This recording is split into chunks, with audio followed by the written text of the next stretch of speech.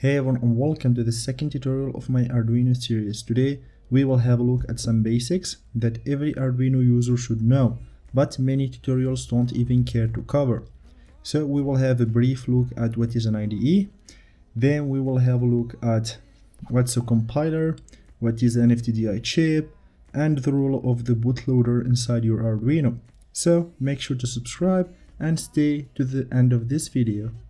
When you write a code and send it to your Arduino, it basically follows these steps. First, it's going to be inside your IDE, then it is going to go to what's called a compiler. Then it is going to get to compile it and turn it to what's called a machine language. Then it passes through the FTDI chip and goes inside what's called a bootloader, and finally to the program memory inside your microcontroller. Okay, so let's start with the IDE, aka the Integrated Development Environment. You will be most of the time spending your time here writing codes, verifying them, and sending them to your Arduino boards. The IDE uses one of the following programming languages. Can you guess which one it is?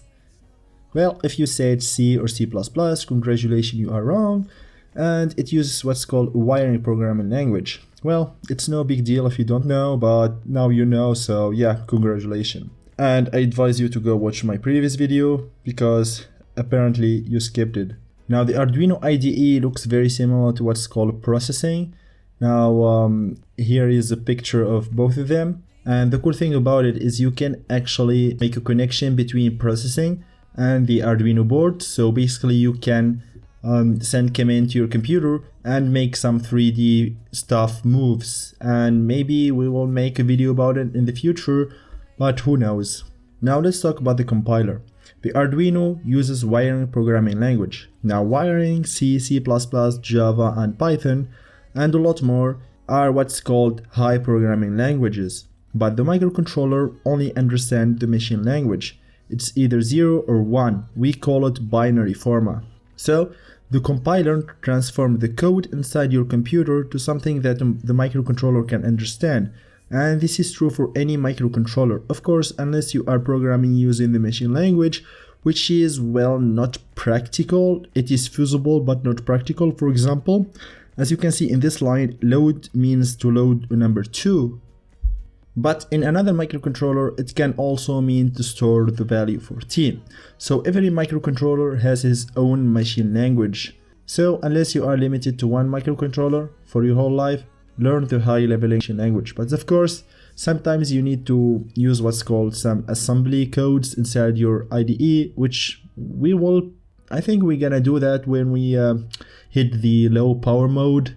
Now let's talk about the FTDI chip. In early Arduino versions, we used to have an FTDI chip, but in the newer models, they changed it to a small microcontroller that basically do the same job, but it is slightly more expensive. Why they changed it, I have no freaking idea. I don't know, maybe they needed more money. Now the role of the FTDI is to make the connection between your computer and your Arduino. So basically, if you plug your Arduino, you should see an USB serial line popped up.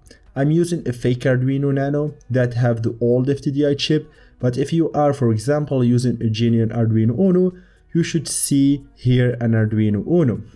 Now, an important note, if you plug your Arduino and nothing showed up, there are two reasons for that. The first one is your Arduino is fried, so you better get a new one.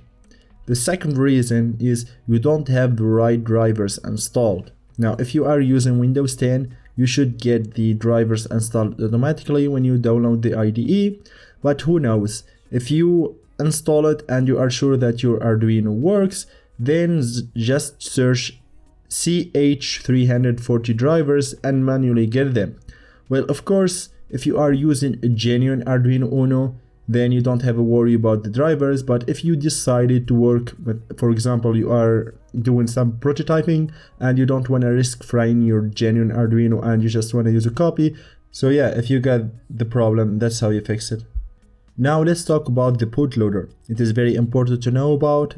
So in the early days, if you want to program a microcontroller, let's say for example the Atmega 328P, then you will need a special kit.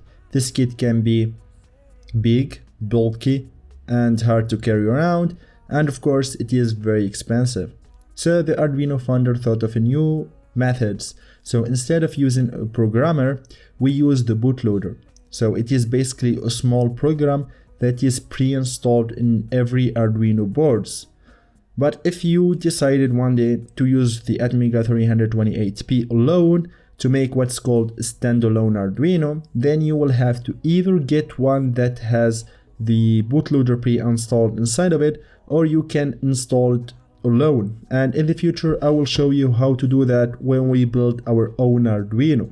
Now note that the bootloader comes with a trade-off, but I will let this to you, so make a search on the internet and extract the trade-off of the bootloader, and maybe you can post it in the comment section so people can learn from it. Consider it homework. Now finally, the program memory is basically where your code will be stored inside your Arduino board, or to be precise, inside your microcontroller. For example, the Atmega 328P inside your Arduino Uno. Note that every version of Arduino has a different program memory space.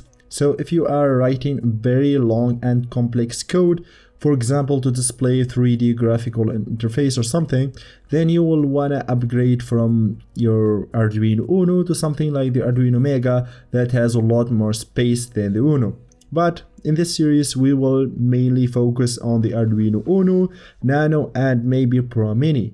So we hit the end of this video. I hope you learned something useful, and don't forget to put a like and maybe subscribe to the channel, and see you in the next episode where we'll be talking about the Arduino IDE.